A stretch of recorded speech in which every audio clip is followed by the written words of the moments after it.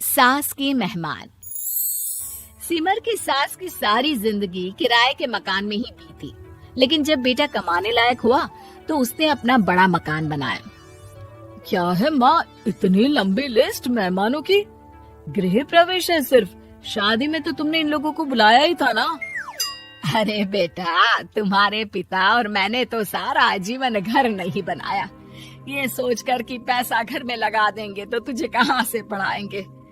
अब बेटा, घर जैसी खुशी में मैं उन लोगों को कैसे भूल जाऊं जिन लोगों के साथ मैंने पूरा जीवन काटा। तभी वहाँ बहू आ जाती है। क्या माँ जी, कैसी बात कर रही हैं? बुआ जी, चाची जी, उनकी बेटियाँ, ससुराल वाले सभी तो आ रहे हैं। मैंने उनकी लिस्ट सुमन से पूछकर तैयार कर ली है। हाँ बेटा, ये लोग तो रिश्तेदार हैं, इन लोगों को तो बुलाना ही है, लेकिन जिन लोगों के साथ मैं किराए के मकानों में रही, वो मकान मालिक, वो पड़ोसी, उन्हें कैसे भूल सकती हूँ। माँ, लेकिन वो नीलम आंटी को तो मत बुलाना, बड़ा ही लो स्टैंडर्ड साउंड करती है वो। हाँ माँ, और वो किरण को भी। उनका पति और बेटा खाते कितना है। और नहीं तो क्या, शादी में भी 2000 रुपए वाली प्लेट में दनादन खा रहे थे। माँ कुछ नहीं बोलती, कमरे में चली जाती है। तुम्हारी माँ की तो चोचले ही अलग है, न जाने लोगों को क्या बताना चाहती हैं। अरे आस पड़ोस को तो ऐसे पूछ रही है जैसे कि रिश्तेदार। हाँ, जानता हूँ माँ को, वो किसी से जुड़ती है तो दिल से जुड़ती है। वैसे बात करता हूँ उनसे। सभी अपने अपने काम में लग जाते हैं। सास को नींद आ जाती है और वो सो जाती है। लग रहा है कि गुस्सा होकर सो गई। कपड़े भी अपने बाहर फेंक कर गई हैं। बहू है ना, नौकरानी जैसी, कर लेगी काम। बड़बड़ करती बहू सास के कमरे में जाती है और कपड़ों को उनकी अलमारी में रखती है कि तभी उसके हाथ में एक एल्बम और कुछ खत लगते हैं। अरे ये क्या है? बहू एल्बम देखती है जहाँ नीलम आंटी और सास के साथ छोटा सा उसका सुमन खड़ा होता है। इनके बचपन की फोटो। वो सारी फोटो देखकर जब खत को खोलती है तो वो किरण का होता है। बहू खत पढ़ने लगती है। खत में लिखा होता है, तू पैसे की चिंता ना कर, सुमन की पढ़ाई में कोई कमी ना हो, हम पड़ोसी नहीं बहने हैं। तभी सास जग जाती है। अरे बहू, क्या हुआ? कुछ चाहिए था क्या? बहू बात घुमा देती है। माँ जी, वो इनकी फोटो देख रही थी नीलम आंटी के साथ। कितनी सुंदर लग रही है ना आंटी? हाँ, दिखा तो जरा फोटो। बहू सास को फोटो देती है। सास फोटो देखकर कहती है, याद आता है, तेरे ससुर जी तो थे नहीं, काम के लिए 10 दिनों के लिए शहर से बाहर गए थे। जब बेटा होने वाला था तब नीलम आंटी और अरुण अंकल ही थे।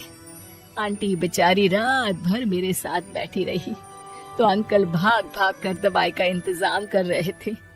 बेटे के होने के बाद भी जब तक मैं घर नहीं आई मेरे पास ही रहे। रिश्तेदार तो आए थे मुंडन में 10 दिनों के बाद। बहू सुनकर खुश होती है, तभी नजर खत पर पड़ती है। माँ, ये किरण आंटी को आपने पैसे वापस कर दिए? हाँ, वो भी समझ कैसे कैसे किए मैं ही जानती हूँ। सुमन की पढ़ाई के लिए पैसों की जरूरत थी। रिश्तेदारों ने तो साफ बोल दिया था कि किसी होटल में काम पर लगा दो। कई लोग बर्तन धोने के साथ पढ़ाई करते हैं, लेकिन किरण आंटी, उन्होंने अपने बुढ़ापे के लिए बचाए हुए पैसों को सुमन की पढ़ाई के लिए दे दिए। यानी कि आज ये जो कुछ भी है वो किरण आंटी के कारण ही ना? हाँ बहू, ऐसे ऐसे पड़ोसी हुआ करते थे जो किसी रिश्ते के नाम से नहीं बल्कि अपनेपन से भरे थे। फिर सास का बोलने का रुख तीखा हो जाता है। और फिर भी देख, सुमन इन लोगों को भी नहीं बुलाने दे रहा है। माँ, मैं बात करती हूँ, ये लोग सिर्फ आएंगे ही नहीं, हम लोगों के साथ रुकेंगे भी घर में, रिश्तेदारों की तरह। सास बहू बेटे से पूछकर एक एक घर जाकर पड़ोसियों को एक दिन रहने का न्योता दिलाते हैं। और फिर वो दिन भी आ जाता है जब घर में गृह प्रवेश होता है। अरे हम लोगों का कमरा कहाँ है? बड़ा कमरा देना हम लोगों को, खुला खुला। सुमन परेशान हो जाता है कि वो क्या करे, कहाँ किसका सामान रखे, कि वहीं किरण पड़ोसन आ जाती है। अरे सुमन, परेशान ना हो बेटा, हमारे कमरे में रख दो उन लोगों का सामान, हम तो तेरी माँ के साथ ड्राइंग रूम में एडजस्ट हो जाएंगे। और हमारा कमरा कहाँ है? सुमन, जरा सामान कमरे में तो रखवा दो।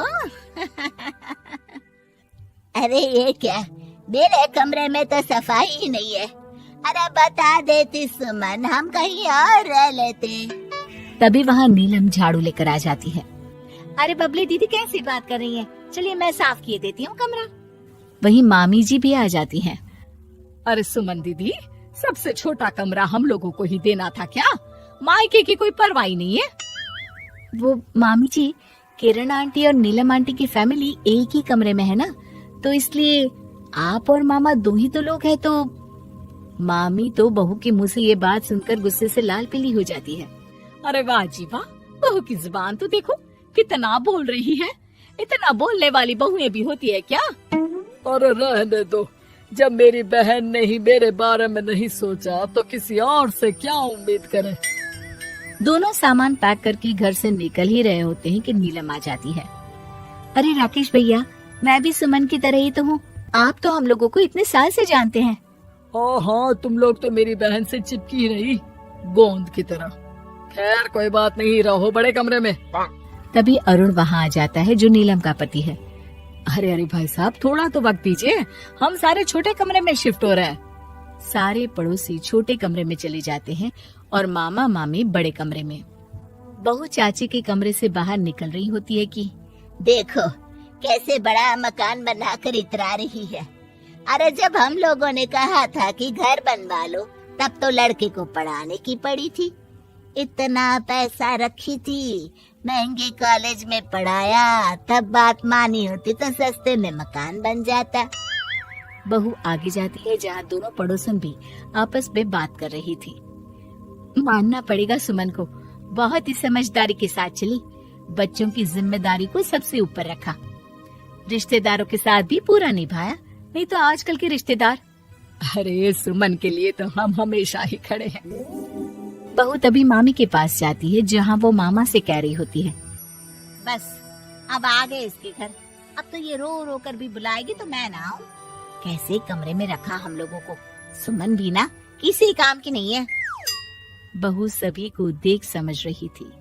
रिश्तेदारों के नखरों के बीच पड़ोसियों का प्यार। वो देखकर समझ जाती है कि सास के असली मेहमान कौन है।